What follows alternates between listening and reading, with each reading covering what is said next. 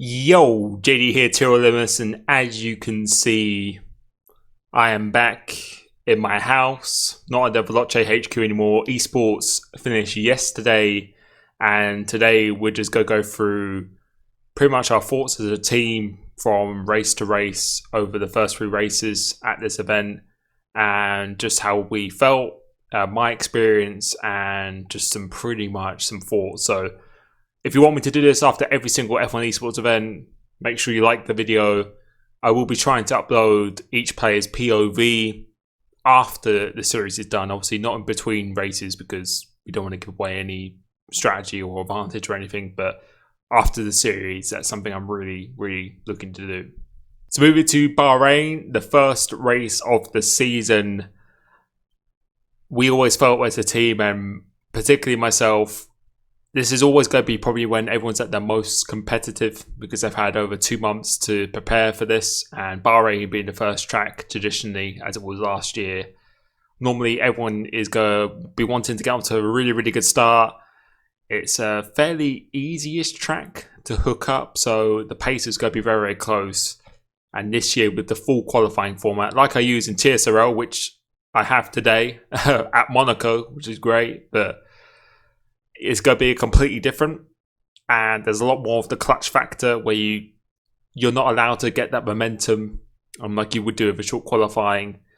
So the full qualifying format was going to be very interesting, and a lot of teams who feel like they maybe can't compete for pole or get in the Q3 will probably use a lot of tyres in Q1, which will put a lot of other teams under pressure because they'll only get to do, if they want to save tyres, they only get to do 1 or 2 runs only. So it really puts other teams under a lot of pressure as well, which I think is really good. I really do like this new qualifying format. I think it's absolutely brilliant. So coming into this qualifying, we got through to Q3 reasonably comfortably. Had a little bit of a scare with Jarno in the Q1 where I told him that it'd be fine, that it'd stay out, but it was very close. He came P15 in Q1, but thankfully he got through there. Q2 was a lot more comfortable for us, and then once we got into Q3, the times were just so close. I think the top 5 were, I think they were like in a 10th of a second or something like that. I think a lot of people on a 24.0. We were fairly happy with our laps. Our laps are pretty good.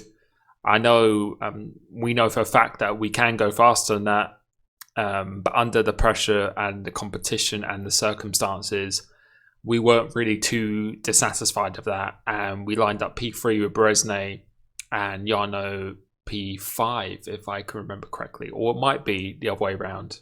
I have to double check that. But P3, P5, I think it might have been Jarno P3 and Beresne P5. I have to check that. But nonetheless, still a good position. As for the race start, we decided to split the strategy because typically if you're on the same strategy, you do get compromised a fair amount, but running a split strategy comes at a bigger risk, I would say, but a bigger reward if you can actually do it. And I don't think there's too many people on the grid who can really respectfully pull that off as good as potentially some of our drivers and other drivers as well. So it was a bit of a risk, but we all felt happy to do it. And so Beresne went on the softs, managed to do amazing, actually took the race lead for the first stint. Jarno doing his thing on the mediums, and then Beresne did an absolutely faultless race and pretty much leading the entire thing. And then once Jarno pitted, he came through on the softs. So it's all about how good you are on the mediums. And I think Jarno, I think we've seen he's awesome on the mediums, and I think the same for Danny on the softs. I think no one can do it really better than them when they're at their peak doing that. They're very good at doing that. So they did an absolutely awesome job. Really good teamwork between the two, and we got a P1, P2, and it was just played tactically and just driven to perfection. So that was awesome. We move on to Vietnam on the same day with another qualifying, and out of the 3 tracks, I would probably say Vietnam was the one we were most confident at in terms of just the pace and the expected results. So to get a P1, P2 at Bahrain was very no, very unexpected, I would say. I think that's a fair thing to say. Out of the tracks, we weren't expecting to do that.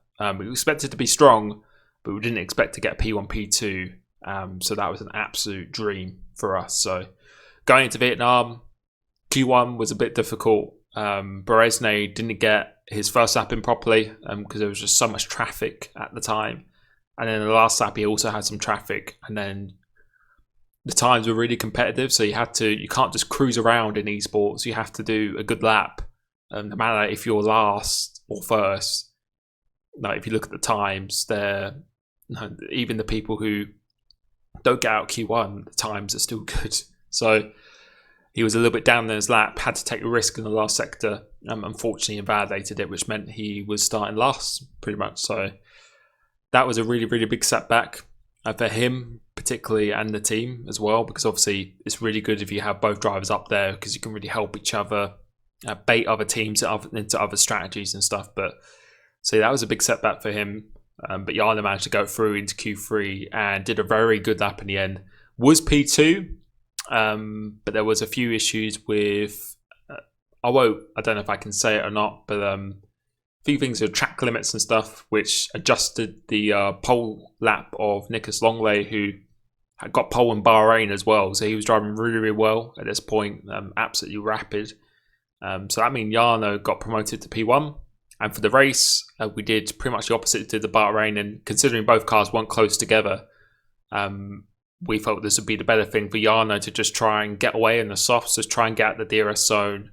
Because we felt like he had the pace to pull away.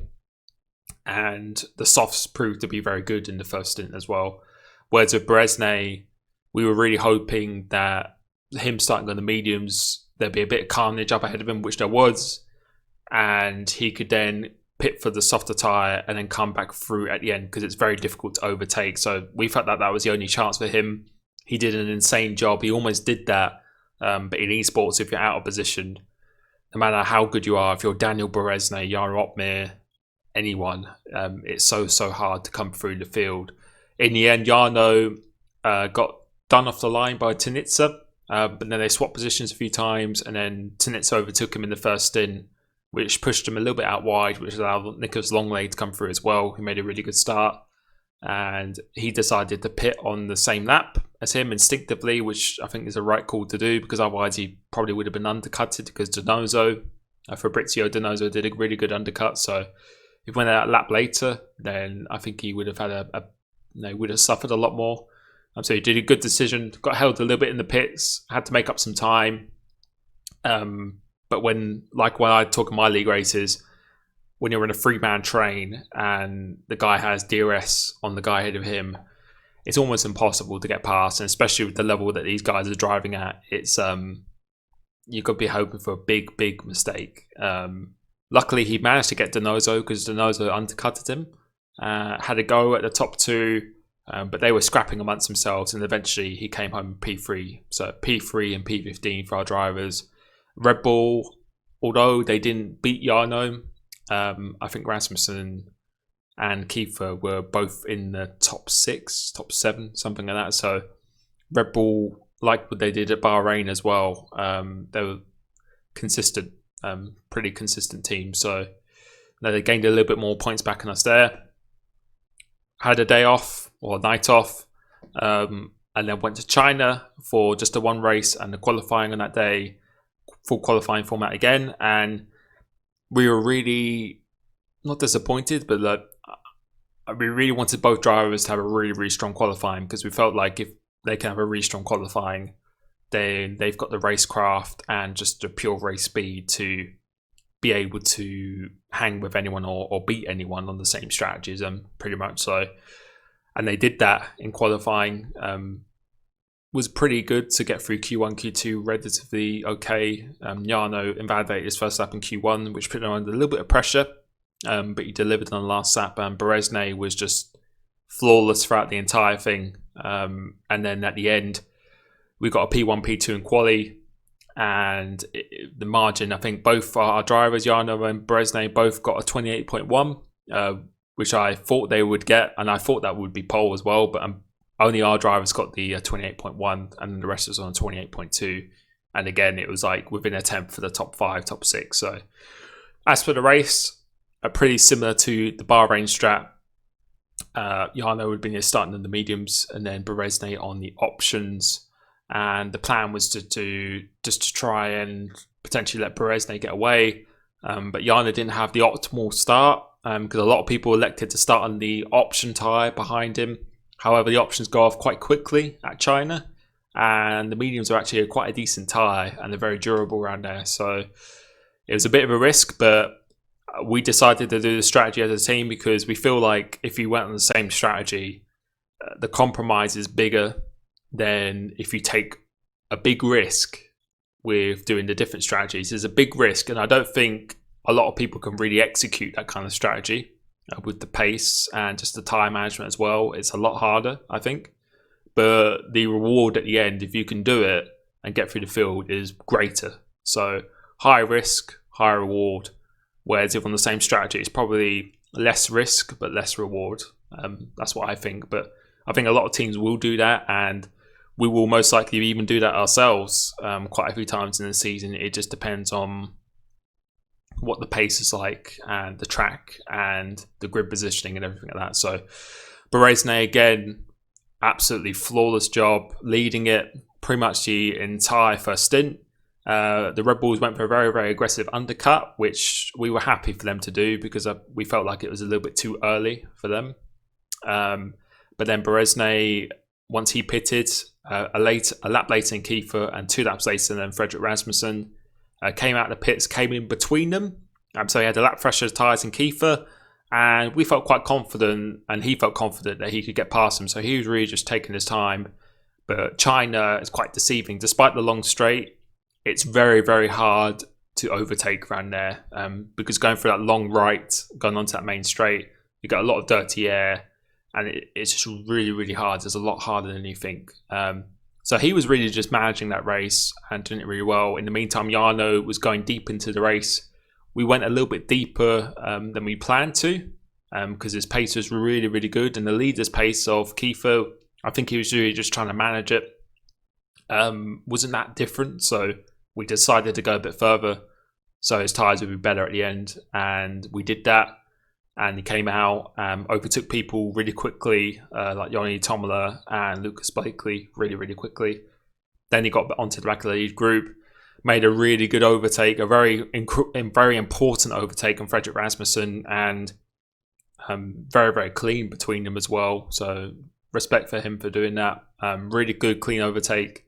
And then got up to Berezne, coordinated the switch because obviously he's on the faster tyre right now, and Berezne, because of the DRS and everything and just the dirty air, even having a lap fresher tyres and even being significantly quicker, which I felt like he was quicker, it's just so hard to get past. You need a really big mistake, really, to be honest, at China to get past quite easily. So, or just like a second a lap advantage, which a lot of people are just not going to have in esports. So we did the switch with Danny and Jarno, which then allowed Jarno to then attack Kiefer. He got Kiefer, and when they overtook each other, they didn't let Rasmussen through, so they did that to perfection as well. And then on the penultimate lap, he did a pretty simple pass on Kiefer, and I think his tyres were still in better shape since we went the lap longer. If we went a lap before, it could have been a little bit more tricky. Kiefer maybe could have come back at Jarno on that last lap, but he did enough to win. Berezne maintained his position in P3, and we got a P1, P3 to finish event 1, which means we lead the championship by 98 points, which is awesome. I don't think there's been a 1-2 in F1 Esports since Mercedes won the Constructors in 2018 with Brendan Lee and Daniel Berezne. So that's really cool. But yeah, we expected to be strong, but to have this kind of performance was absolutely insane. And I just want to say I'm just so proud of Danny and Jarno, Dominic, Ethan, Jamie, Veloce, Alfa Romeo, Sauber Esports, the support we've had and just the work ethic and all the preparation has really paid dividends here. It's been absolutely amazing. And I want to give a special shout out to, although Jarno got 2 wins, which is awesome, and he's leading the championship, to Daniel Berezne, because I think a lot of people don't realise for what he did in terms of strategy and stretching out the field and allowing Jarno to pass as well. Is you couldn't wish for a better team player in that scenario. And yeah, without a teammate potentially doing that, it's, you know, the win wouldn't be guaranteed whatsoever. So he's doing that for the team, protecting the team after doing just as hard work on that strategy, which is strategy I think is less favourable. But again, I think if we did the same strat, then the reward wouldn't be as high. It wouldn't be a guaranteed win, I think, in my opinion. So absolutely awesome job from him, from Jarno, from everyone in the team. It's been awesome. Really looking forward to event 2, which is Zandvoort, Montreal and Austria. I think that's going to be even better for us, I hope, fingers crossed. So thank you so much. Thank you so much for supporting the team. It's been an absolute pleasure for me. It's been a joy to be in this team, and I can't wait to be in it for hopefully many, many years to come. So thank you so much. Thank you for watching this, and peace.